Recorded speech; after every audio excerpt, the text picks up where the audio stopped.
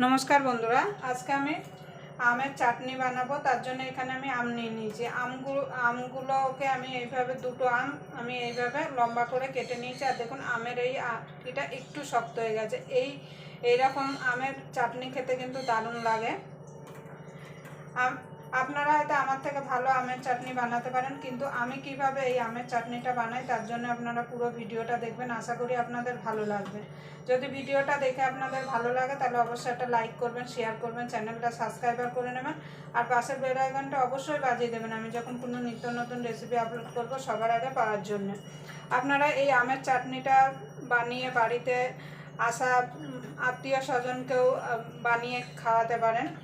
এটা বানানো যেমন সোজা, খেতেও কিন্তু দারুণ লাগে। তাহলে চলুন প্রথমে আমি আমটাকে সিদ্ধ করে নেব। আপনারা সিদ্ধ ছাড়াও কিন্তু বানাতে পারেন। এবার আমগুলোকে আমি জলের মধ্যে ঢেলে দেব।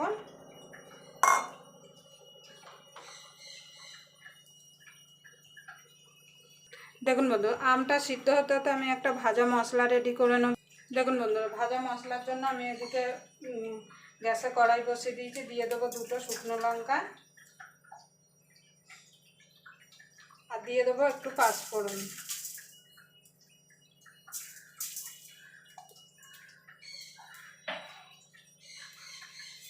এবার এটাকে একটুখানি ভাজা ভাজা করে নেবো। পুড়িয়ে ফেললে কিন্তু হবে না। যখন সুন্দর একটা গন্ধ বেরিয়ে আসবে তখন কিন্তু নামিয়ে নিতে হবে। পুড়িয়ে ফেললে কিন্তু চাটনিটা তিতা হয়ে যাবে। আমি যেভাবে আমের চাটনিটা বানাচ্ছি আপনারা একবার হলেও এইভাবে বাড়িতে আমের চাটনি বানিয়ে দেখুন।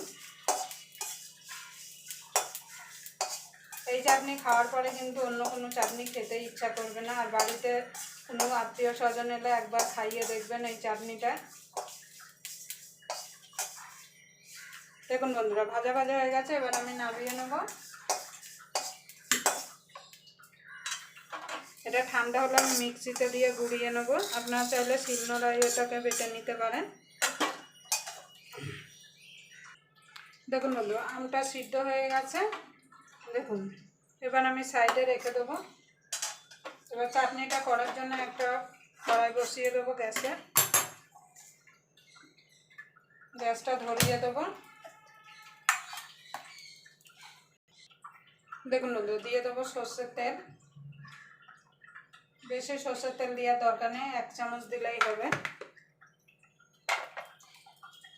দিয়ে দেবো একটা শুকনো লঙ্কা চিড়ে।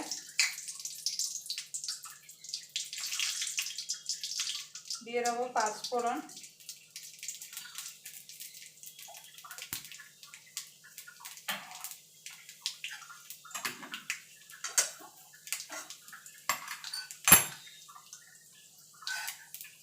দেখুন বন্ধু, ফোড়নটা হয়ে গেছে। দিয়ে দেবো জল।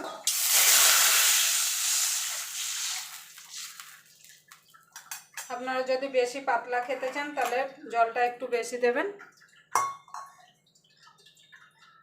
দিয়ে দেবো সামান্য একটুখানি হলুদ গুঁড়ো।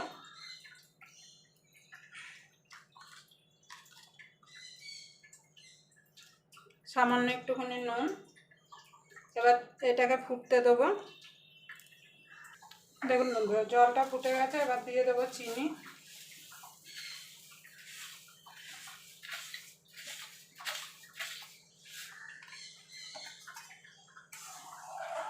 আমরা একটু মিষ্টি বেশি খাই বলে আমরা একটু বেশি চিনি দিচ্ছি। আপনারা যদি কম মিষ্টি খেতে পছন্দ করেন তাহলে কম চিনি দেবেন।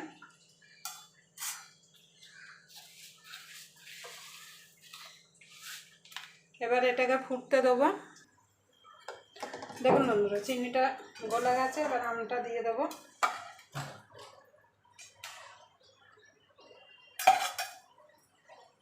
এবার দিয়ে এটাকে মিনিট 5 ফুটিয়ে নেব। দেখুন, এইভাবে করলে কিন্তু আম পুরো গোটা গোটা থাকবে। সুন্দরভাবে আমগুলো দেখুন সিদ্ধ হয়ে গেছে। মিনিট 5 ভালো করে ফুটিয়ে নেব। দেখুন বন্ধুরা, যে পাঁচফোড়ন আর শুকনো লঙ্কাটা গুঁড়িয়ে রেখেছিলাম সেটা দিয়ে দেবো।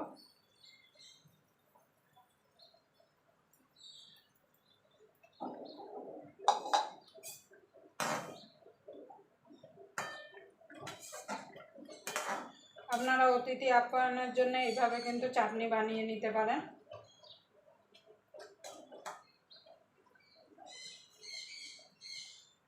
আর আমি শুকাবো না, কেন এটা ঠান্ডা হলে কিন্তু আরেকটু কিন্তু মানে গাঢ় হয়ে যাবে, কেন চিনি আছে তো, চিনিটা একটু হবে।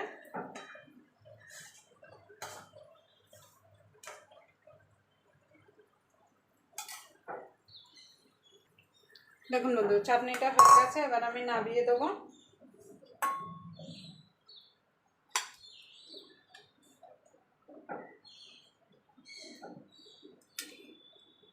আবার আপনাদের সঙ্গে কোনো নতুন রেসিপি নিয়ে দেখা হবে, ততক্ষণ পর্যন্ত আপনারা ভালো থাকবেন, সুস্থ থাকবেন।